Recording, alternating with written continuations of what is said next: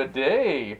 Star Wars Episode 1 was utter crap. It had a plot that was boring as all hell and characters that were duller than a getting plated Durasteel. However, LucasArts was here to save the day, and they created the good version of Episode 1. Today, ladies and gentlemen, we're taking a look at Star Wars Episode 1, The Battle for Naboo. Star Wars Episode 1, The Battle for Naboo is a third-person vehicle shooter that was developed by Rogue Squadron alum Factor 5 and published by LucasArts on December 15th of the year 2000 for the Nintendo 64 and March 12, 2001 for the PC. The version I played in the year 2001 was the N64 version, and that is the version we are going to be taking a look at today, and it's going to be played on RetroArch. The big difference between the two versions is that the PC version has slightly better graphics and a little better frame rate. As this came out late in the N64's life cycle, the price dropped pretty quickly. I fondly remember getting this from a liquidation sale at the local Hollywood Video, brand new in the box for a mere $30. What we got here is a spiritual successor, or prequel, I guess you could say, to Rogue Squadron. Battle for Naboo takes what worked in Rogue Squadron, evolves it, and expands it. Factor 5 did not simply reuse the original Rogue Squadron engine. Oh no, this was the earliest of the 2000s, and thus they made a new game engine so you could have more vehicles and more and larger areas to fight in. In Rogue Squadron, you controlled all the famous real trilogy spacecraft, and oddly enough only did ground attack missions and close air support, and at no time did you head out into space. Here, on the other hand, in addition to what you did in Rogue Squadron, you now take control of ground and water vehicles, and in a few kick-ass levels, finally take the fight to space. This game, like Rogue Squadron, is rock bloody hard. You'll have a good number of easily failable objectives to complete in addition to fighting the enemies. So finishing a level is gonna be a major challenge. And I can tell you this, dear viewer, I was logging on to that new Internet thing to get the cheat codes 5 seconds after I lost the first mission for the 20th bloody time. Most of the missions will be doable enough, and most of the time you will have enough health and mostly enough time to finish the objectives, but unlike in Rogue Squadron, the difficulty here is a little spotty, I guess you could say. You're gonna have missions where you can beat it in like 5 seconds, and there's gonna be some where you're gonna be ramming your head against a brick bloody wall for 2 hours. Think Talos for save states. And really, this is a save state game, as there are some missions that go on a little too long, and there will be some missions where you can die in the first 5 seconds. Like in Rogue Squadron, you will have lives and intro-level checkpoints, but when you lose all those lives, you go back to the beginning of the level, and whether or not you want to finish without cheating is entirely up to you. This is not the hardest N64 game I've ever played, but man, is it up there. Controls for the game are okay. Rogue Squadron did great utilizing the N64 analog stick, but this is a flabby bum, Battle for Naboo flies a little too close to the sun with some of the vehicles, and thus for the boat especially, getting a beat on your enemy is gonna be hard. The joystick is just not quite precise enough. Like in Rogue Squadron, if you want an added challenge, you can try to get good, son, and unlock levels, such as one where you control Darth Maul's Sith Infiltrator, which I guess is cool if you're into that sort of thing. Give me Darth Vader's TIE Fighter any day, thank you very much. This game also grades you on your performance, and while just surviving a level is hard enough, getting told that you are not good enough for even a bloody bronze is a real ballbuster. This is a game made to cash in on Episode 1, and thankfully, Factor 5 and LucasArts give old George a big middle finger for that abomination that is Jar Jar. Oh man, I miss the days when people hated him. The N64 crushes the annoying bastard, and that takes some of the sting out of the difficulty. If you have never played this game due to, I guess, not existing in the year 2000, give it a shot on RetroArch and see how Episode 1 should have been. Graphically, Star Wars Episode 1 The Battle for Naboo is an excellent looking game, and RetroArch cleans it up quite nicely. The vehicles look amazing for the year 2000, and the environments have a lot of cool details, even if the textures can get a little monotonous, and the people are all 2D sprites. For a console game from the year 2000, it won't melt your retinas, nor ugly up your 28K monitor. Sound is compressed as always on the N64, but what you get is pretty good. And the game's voice acting, while not quite as good as Rogue Squadron's, is still top tier for the time period. Battle for Naboo features extracts from the then new Phantom Menace score, and while Phantom Menace was a pretty trash tier movie, that soundtrack was pretty kick-ass. The composition used for the game sounds pretty good, even though it has to be crushed down to fit on a cartridge. Story for the game is pretty damn good. It takes the plot hole-filled mess of Episode 1 and ignores it entirely, and the game takes place entirely on Naboo during the Trade Federation occupation.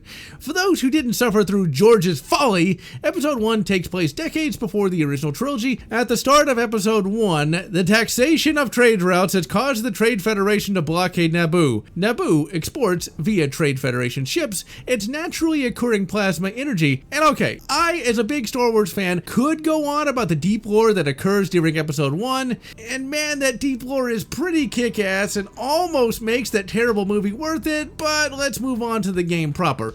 The Trade Federation is a massive corporation that controls numerous star systems and votes in the Galactic Senate. The Trade Federation wanted to take over Naboo's vote in the Galactic Senate and thus increase its power. The Queen and two Jedi that are probably the best characters in that entire bloody film escape the planet, but leave the Naboo security forces behind to carry on the fight. You play as Lieutenant Gavin Sykes, and the game has you fighting against the genocidal forces of the Trade Federation and their droid army. Sykes' only appearance in the movie is a blink-and-you-miss-it background pilot. The game portrays him as a caring and steadfast man that makes the hard choices. But despite this, he tries to maintain his humanity in the face of Armageddon, and his character is a great example of how developers in the early 2000s wanted the player to connect with their dude. His first mission has you escaping the capital city of Theed. This admittedly is one of the coolest openers to any game I've ever played. You are effectively a rent-a-cop in what is effectively a technical, aka pickup with machine gun in the back, and you're trying to escape your capital city as tanks and droids move in to try and destroy you. For a game from 2000, this is extremely compelling and really gets you pumped. Once you escape Theed, you gotta start gathering allies and getting together equipment to carry on the fight. This game, despite being rated teen, is bloody dark, and the Trade Federation goes full natsock and kills civilians and blows up whole villages, and then begins strip mining the planet. Why wasn't the movie about this? No, we needed to see Jim Jam's tongue get shocked. Anyway, you fight some ground missions, rescue officers, and help civilians. It's not until later that you finally get behind the controls of one of, unfortunately, the sexiest spacecraft in all of fiction, the Naboo N1 Starfighter. Your first space battle is really bloody fun and really bloody hard. As you go through the game, you really feel like an insurgent being hunted by a tyrannical government. Every victory is hard won, and even though you win, it's just an incremental step in a war to throw off the yoke of foreign oppression. There is a side plot where you have to take down a Hutt that is in the pay of the Trade Federation. You encounter him early in the game and actually help him out, but so much for gratitude, he turns against you, and eventually you have to blow the crap out of his awesomely huge and detailed ship. Towards the end of the game, the cast of the film shows up to steal all the credit, and you gotta help them out. First, you jump in the Naboo bomber? I get having starfighters for anti-pirate work, but a strategic bomber? No wonder the Gungas hate the Naboo. Just saying. Anyway, instead of committing war crimes, you instead blow a bridge that stops Trade Federation reinforcements from getting to Theed. And man, this looks awesome. Factor 5 was really pushing the envelope here. Next, you do battle in Theed, and save states are your friend. Save all the states, cause you gotta fight tanks, droidicas, and man, if the Trade Federation could have had more of those bastards, they would have won this war. The reason they had so few of the droidicas is due to the nature of their manufacture and how the species that made them were perfectionists. Anyway, you reenact one of the few good scenes of that movie, and then finally head off into space to take down the Lucrehulk class droid control ship. This space battle is by far the hardest fight in the game. You have to survive waves of droid starfighters and then contend with the ship itself. By the time you get to this point in the game, you're going to be beat to hell and possibly on your last life. The droid control ship is not that difficult to fight, even though it's festooned with point defense cannons and there are flights of starfighters around. This is where the game gets kind of crappy. See, you have to destroy a very specific part of the droid control ship in order to beat the game. What part that is a little hard to determine. When I played this game for this video, I was shooting everything on the ship because you're supposed to destroy the shield generator, but the game doesn't tell you what the shield generator looks like. Well, apparently you're supposed to see these very easy to miss red lights, and that's the shield generator. Now, hitting the shield generator is another thing entirely because you have to hit it at the exact right point, otherwise your shots will do no damage. This is where the game can really sour, as this is not really a challenge, it's more just a way to extend game time. In any event, once you blow the shield generator, the shield goes down and little orphan Annie blows the ship and steals all the credit. Busted. This game is the poster game for what a sequel / spiritual successor is supposed to be. It stays true to what came before and builds upon what worked. The plot is far better paced and makes a ton more sense than that plot hole ridden mess that George gave us, and all told, this is my episode 1.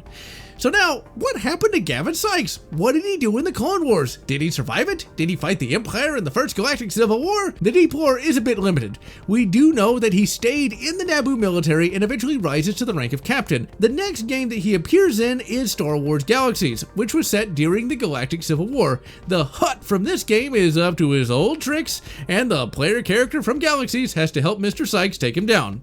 After that, we have no information as to his career.